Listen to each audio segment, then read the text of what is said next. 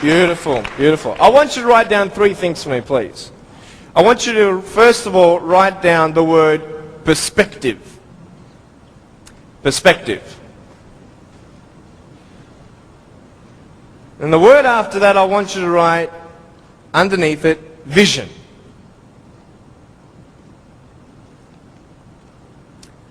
And then underneath that, I want you to put choices.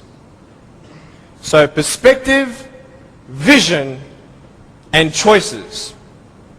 This is what I'm going to be speaking about. I'm going to be real with you and start from the beginning. I was born in a blessed country. I was born to parents with the support I needed.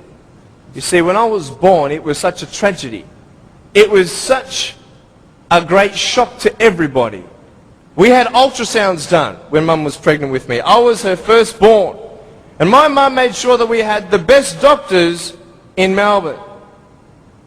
My mum was a nurse and delivered hundreds of babies before I was born. She knew exactly what to do and what not to do in her first pregnancy. Yet, having all these precautions, this happened. And anybody who saw me and saw my parents automatically thought that, hey, this is a bad thing. And I mean, for anyone to say that would be a good thing, that is not sane. That would be insane. To say that, hey, congratulations, your baby's born without arms and legs. It was such just a pause in their life where they couldn't breathe. They couldn't fathom. What kind of life is their firstborn son going to live? Without arms and legs, he can't even feed himself. He can't even dress himself. Doctor said I would never be able to stand up, let alone jump around. You know, I'm so thankful that they knew nothing until I was born. Because imagine if my parents did know, and they would have what? The option of abortion. And the majority of the doctors, I believe, would encourage such an act. Why? Because what we see in this child's life is not going to be a good quality lifestyle for you and your child. And the wisest thing you could do is abort. Well, hey, who knew? Who knew that I would become a 23-year-old professional motivational speaker, speaking to 1 million people all around the world, starting schools in third world countries, building hospitals in the future and orphanages and all that stuff. We sponsor 43 kids who don't have food, fresh water and all that sort of stuff. And that's just the beginning. I'm a real estate investor. I'm a stock market investor. I love options trading. That's becoming one of my professions. I love real estate investing. I love the fact that we can make money doing real estate developing. Make our money, make more money. I love that fact. I love the fact, though, above all, that I can give the world something that others cannot.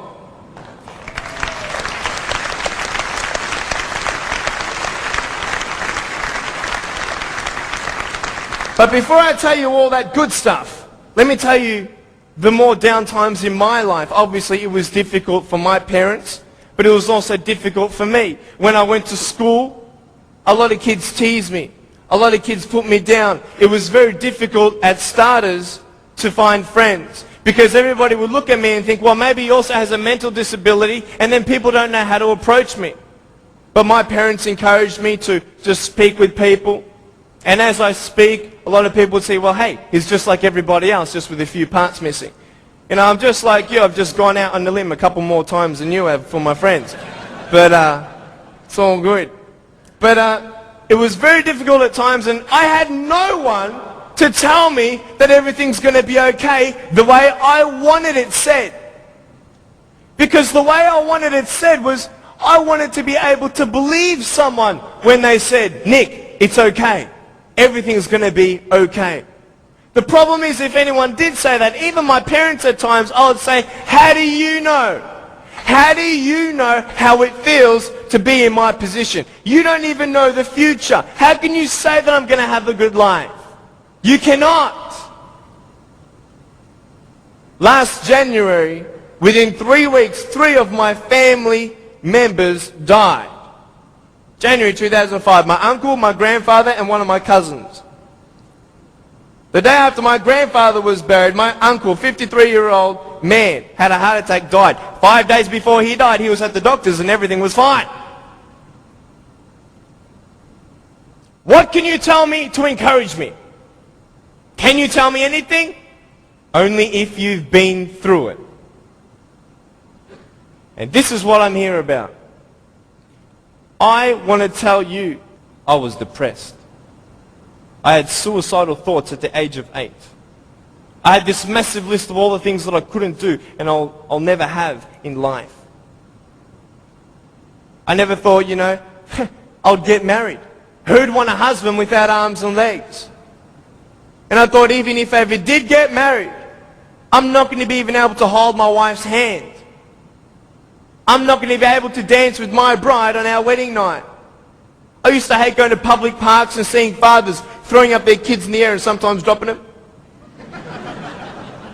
I won't have that intimacy with my sons and my daughters. And I couldn't do this and I couldn't do that. And no one had any answers. And I thought I was the only one in such a predicament. What happened? What changed? The first thing I got you to write down was perspective. How you see your life is the first key. Who are you? And where are you in life? This is the first question I want to ask you. Even though the world can look at me, they can say, well, a guy having no arms and no legs, his potential is not unlimited, but limited.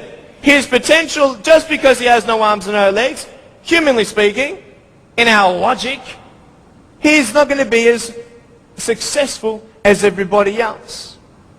Really? Why? Because of his disability. Really? What is a disability? Have you ever thought of that? A disability. I'll tell you what a disability is. Something that would hinder you to achieve something. Now, just because I have no arms and no legs, it doesn't mean that I can't be successful.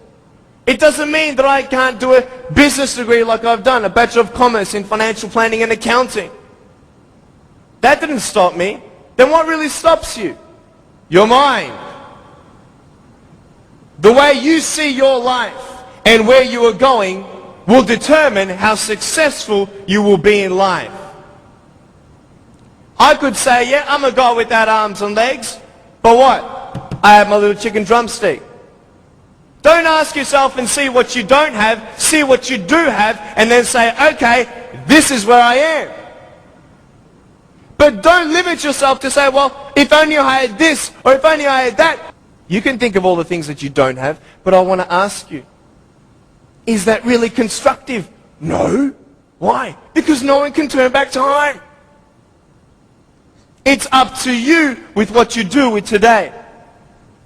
Your priorities, your daily agenda will determine how successful you are. You want to know something? I started to be thankful. Thankful? Why, Nick? How could you be thankful? My mum showed me a newspaper article of a young man who had a disability, not similar to mine, but it was also unexplained medically. And I thought, you know what? I'm not the only one with something to bear. But I'm telling you, this perspective is everything. Giving yourself enough credit. Write this down. Give yourself credit.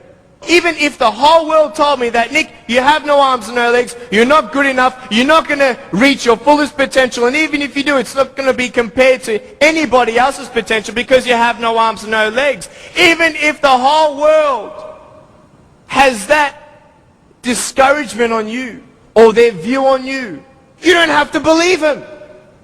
You get it? You don't have to believe others' opinions. Because it's just an opinion. If a doctor comes to you and says, hey, I'm sorry, you've got cancer. What are you going to do? Get a second opinion. Right? Why? Because you want to make sure that he's right. You want to know exactly how much you have to live and what's going on. Well, why not get a second opinion when people put you down? Why not get a second opinion when your family thinks you're dreaming? Tell him he's dreaming.